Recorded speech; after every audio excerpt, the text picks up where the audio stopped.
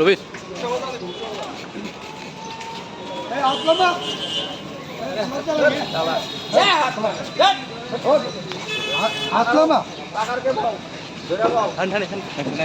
এদিকে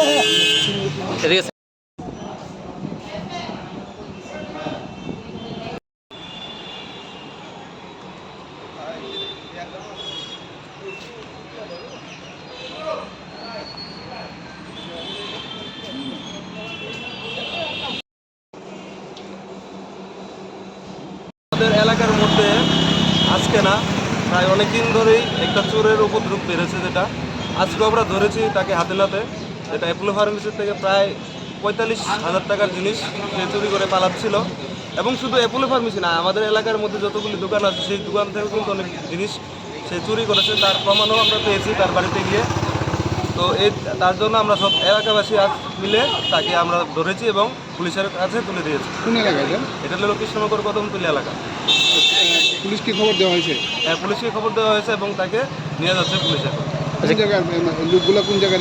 লোকগুলি বলছে যে উনি পার্ক লাইনে অ্যাসিস্ট্যান্ট ম্যানেজার হিসাবে কর্মরত আছে, প্লাস উনি ইউপি মানে উত্তরপ্রদেশে থাকে উনি বলেছেন।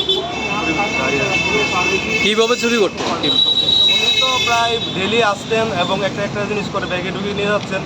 তখন কী হয়, মানে অ্যাপোলোর যারা কর্মচারী আছে তারা বুঝতে পেরেছে যে তাদের থেকে কিছু জিনিস কমতি আছে, তখন তারা সিসিটিভির মধ্যে যখন চেক করছিল তখন ওই লোকটা ধরা পড়ছিল। ঠিক সেরকমভাবে আজকে সকালবেলা সেই লোকটা চুরি করতে এসেছিল, তখন আবার সিমিলারলিভাবে তাকে ধরে আমাদের এলাকাবাসীর সমেত তাকে আমরা আটকে রেখেছি এবং পুলিশের খবর দিয়েছি এবং পুলিশ নিয়ে যাচ্ছে।